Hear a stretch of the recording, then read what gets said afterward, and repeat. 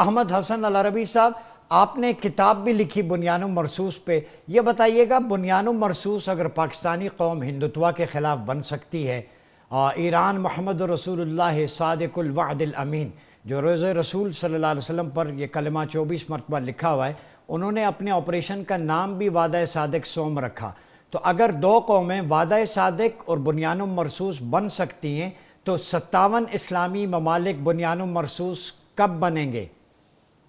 جی بہت شکریہ ڈاکٹر صاحب. اگر آپ اسلامی تاریخ کو بھی دیکھیں تو اسلامی تاریخ پچھلے 1400 سال سے اگر آپ اس کو مانیٹر کرتے رہیں تو ایک جو کلیکٹیو کانسیپٹ تھا، کلیکٹیو گورنمنٹ کا، کلیکٹیو مسلمانوں کی یونٹی کا، ایک کلیکٹیو پولیٹیکل ماڈل کا، کلیکٹیو فارن پالیسی کا، کلیکٹیو ایسوسیشن کا، کلیکٹیو اکنامک پالیسی کا، تو اگر آپ ایک بالکل ریشنل انالیسس بھی اس کا دیکھیں تو پچھلے 1400 سال میں 1300 تقریباً 11.5 سے 1200 سال تک وہ قائم رہا. صرف 200 سال کے قریب ابھی یہ جو تقریباً 100 سال کا ابھی جس پیریڈ سے ہم گزر رہے ہیں، اور اس سے بھی پہلے ایک دفعہ جب جب جو 100 سال کا پیریڈ آیا تھا کروسیڈز کے ٹائم پہ، تب جو تھی مسلمانوں کی اجتماعیت کو بہت زیادہ کلیکٹیو جو ہے وہ ہٹ ہوئی تھی. سو اگر آپ پچھلے 1400 سال کو دیکھیں تو 90% آف دا ٹائمز مسلمانوں نے اکٹھے گزارا ہے، اور یہ مسلمانوں کا نیچرل وے آف ایگزسٹنس ہے، جس کے بارے میں اقبال نے بھی فرمایا تھا کہ اپنی ملت پر قیاس اقوام مغرب سے نہ کر، خاص ہے ترتیب میں امت رسول ہاشمی صلی اللہ علیہ وسلم.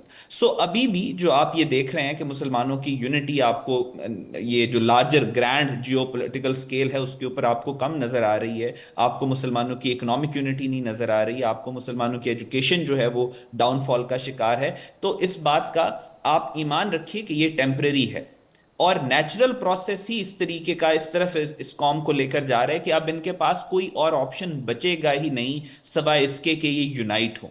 آپ نے دیکھا کہ کس طریقے سے جب انہوں نے قطر کے اوپر اٹیک کیا اسرائیل نے، تو پھر وہ مڈل ایسٹرن کنٹریز جو اس کانفلکٹ کی پیریفریز میں تھیں وہ بھی مجبور ہو گئی یہ کہنے کے لیے کہ ہم قطر کے ساتھ کھڑے ہیں، کیونکہ ان کو نظر آ گیا کہ قطر کے بعد کسی بھی اور ملک کی باری آتی. اس کے بارے میں بھی اقبال نے فرمایا تھا، اشارہ دیا تھا کہ مسلمان کو مسلمان کر دیا طوفان مغرب نے، کہ مغرب کی طرف سے جو طوفان اٹھے گا وہ مسلمانوں کو بتائے گا کہ تم نے اکٹھے ہونا ہے. جو خطرہ ان کو لاحق ہوگا، یا تو اکیلے اکیلے لڑ کے ختم ہو جاؤ یا پھر آپس میں اکٹھے ہو جاؤ. تو مسلمانوں کو اب جو ایگزسٹینشل کرائسس مسلمز فیس کر رہے ہیں ان بھیڑیوں، ان درندوں کی طرف سے لارجر سکیل میں، وہ مسلمانوں کو اکٹھا کرے گا، اور کوئی آپشن ہی نہیں مسلمانوں کے پاس اللہ تعالیٰ نے چھوڑنی سوائے اس کے کہ وہ اکٹھے ہوں.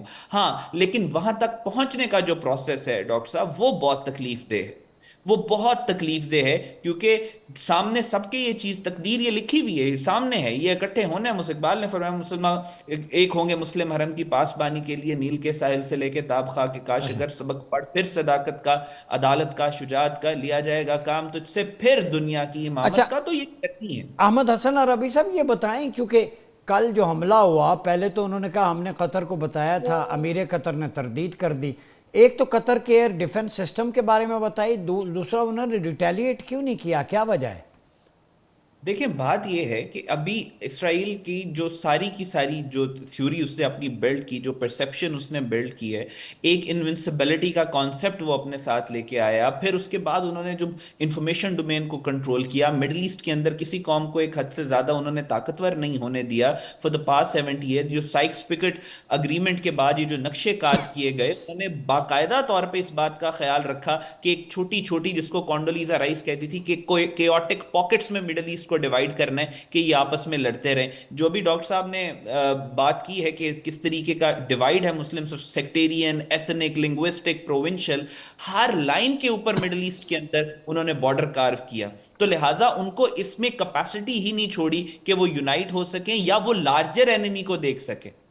آپ نے مڈل ایسٹرن کنٹریز کے اندر جو ان کا ہمسایہ ہے، وہ شاید اس کو جس مسلمان ملک سے ان کے اختلافات ہیں اس کو شاید وہ اسرائیل سے بھی زیادہ بڑا اپنا دشمن سمجھتے رہے پچھلے 70 سال، پچھلے 80 سال.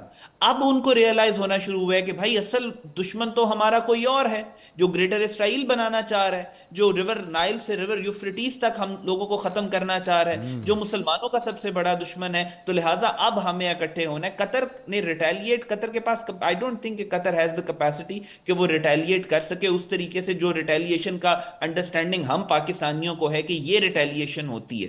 آئی ڈونٹ تھنک کہ قطر کے پاس وہ کیپیسٹی ہے. ہاں، اور مڈل ایسٹ کے جو ڈائنامکس ہیں وہ بھی ڈفرینٹ ہے. مڈل ایسٹ کے اندر ایک ملک سوللی آپریٹ نہیں کر سکے گا اسرائیل کے ٹھیک ہو خلاف، گیا. پورے مڈل ایسٹ کو اکٹھا ہونا پڑے گا اسرائیل کے خلاف. جیسے ڈاکٹر صاحب نے کہا کہ کیا پاکستان میں کیپیسٹی ہے وہ امہ کا بیس کیمپ بن جائے، حرمین شریفین ہمارا ریلیجس اسپریچول سینٹر ہو تو مل کے آگے چلیں؟ اس کے لیے کوئی کنکریٹ کوئی ریکمنڈیشنز کیسے اکٹھے ہو سکتے ہیں؟ کہ چونکہ اسرائیل جو ہے وہ شتر بے مہار ہوتا جا رہا ہے.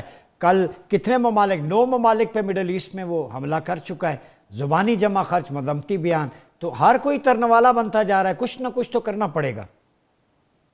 لیکن ڈاکٹر صاحب بات یہ ہے کہ ہماری جو مسلم نیشن ہے اس میں ایک سسٹمیٹک طور کے اوپر پچھلے 100 سال سے مایوسی، ہوپلیسنس کو انکلکیٹ کیا گیا.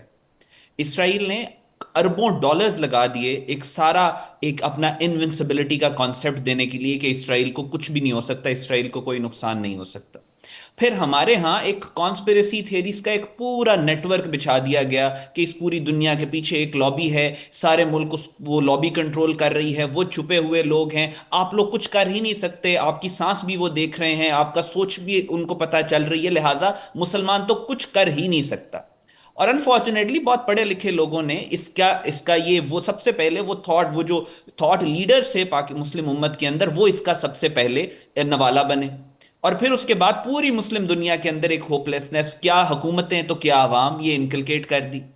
پھر جب کوئی بندہ موٹیویٹ کرنے کی بات کرے، جب آپ کو کوئی ریالٹی دکھائے، کوئی ریشنل دکھائے کہ بھائی اگر کوئی لابی کنٹرول کر بھی رہی ہے تو وہ بھی انسانوں کی بنی ہوئی ہے، وہ بھی وہی کھاتے ہیں جو آپ کھاتے ہیں، وہ بھی 2 ٹانگوں پہ چلتے ہیں جس پہ مسلمان چلتا ہے، آپ میں اور اس میں فرق کیا ہے؟